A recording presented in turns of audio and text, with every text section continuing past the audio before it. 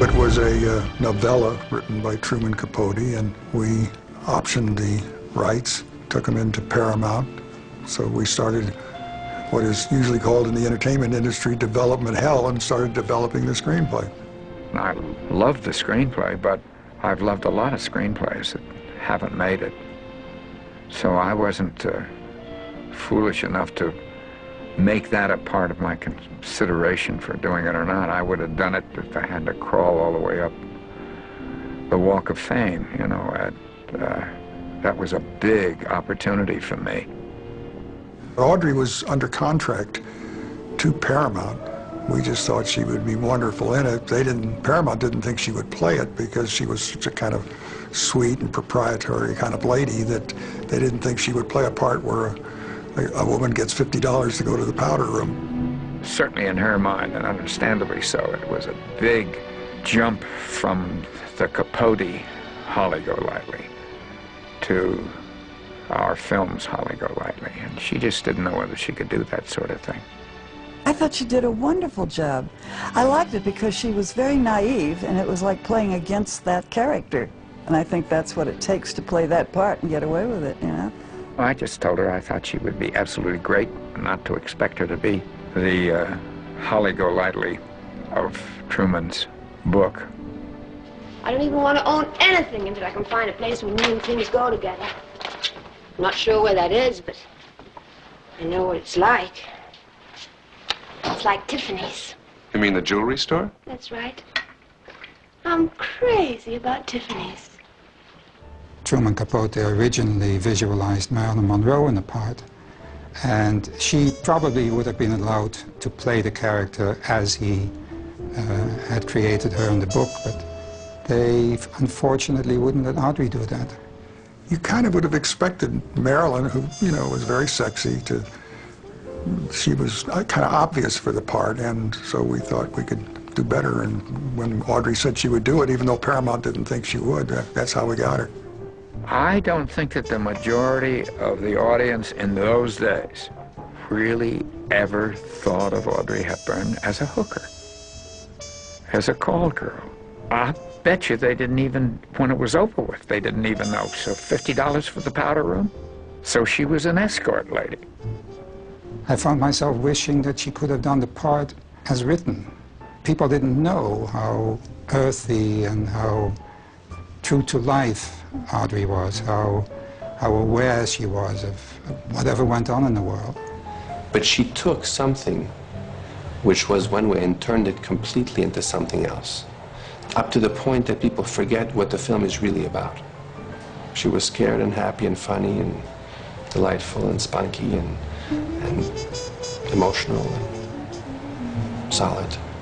Audrey Hepburn was a gift from God. I mean, she's just the loveliest, most gracious, darling, darling lady. And I think it's a film that she's become so identified with, it's become a classic. When you talk of Audrey Hepburn, the first thing you think of is Breakfast at Tiffany's.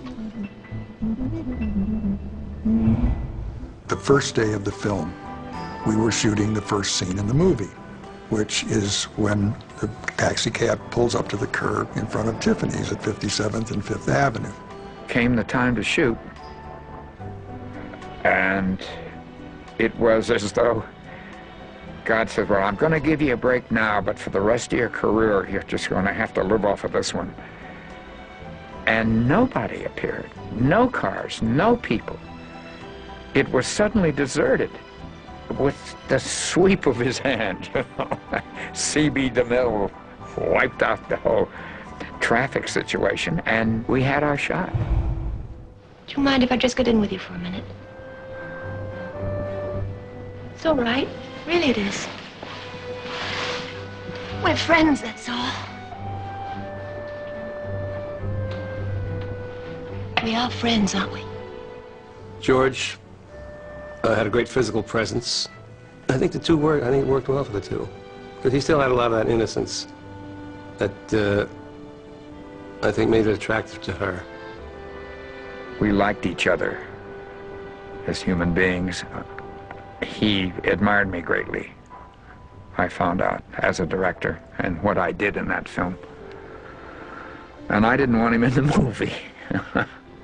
If you would ask me, and I hope you don't, that, you know, would I cast him now? I doubt I would. He just didn't have whatever it was that I wanted. He wasn't my cup of tea, and yet I loved him. We had a great time. Well, I want to tell you, I'd worked with him at the Actors Studio, and we'd gotten along superbly. I really loved him. I mean, he was divine to me and flirted with me, and it was so good, you know. And I was so thrilled to be doing this film with him. Well, he had been spoiled, and he wanted things as he wanted them. And I had dominated him a lot more in the script. And he didn't want to be seen in that condition. I'll tell you what, Paul. I am a very stylish girl. What are you doing? Writing a check. Don't look so bewildered. Surely you've noticed me writing checks before. You're entitled to a vacation with pay. We wanted somebody who was no nonsense, who could play that kind of, you know, strong, subterranean sexual role, which is what she does. And I don't recall we ever had any problem getting her to play the part because she was a fan of Audrey's, and it was a very good role. You're Holly's father? Her name ain't Holly. She was Lula Mae Barnes. Was till she married me. I'm her husband, Doc O'Lightly. What can you say about Buddy? Buddy is Buddy. He's an old vaudeville hoofer. It was a brilliant bit of casting. I don't know whether Buddy Ebsen was Blake's idea or whether it was the casting director's idea, but, you know, I remember he came and read the scene that they play on the part. We just heard, you know, 5 lines, and we all knew that was right. Mrs. O'Lightly, once again, I must protest. If you don't stop with that phonograph, right this minute, I'm going to go to the police department. Yeah, well, that's more better. In spite of the fact that Blake was a very good friend of Mickey Rooney's, I don't think you would ever have cast Mickey Rooney to play a Japanese person. You'd have had a real Japanese actor, and I don't mind saying that at one point I wanted to replace him. I didn't really think it out, and I'm not sure I would have changed my mind anyway. And certainly at that time when I did it, nobody criticized it. I thought it was perfectly okay.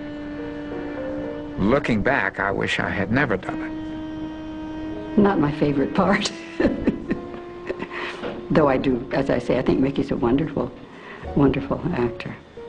And I would give anything to be able to recast it. But it's there, and onward and upward.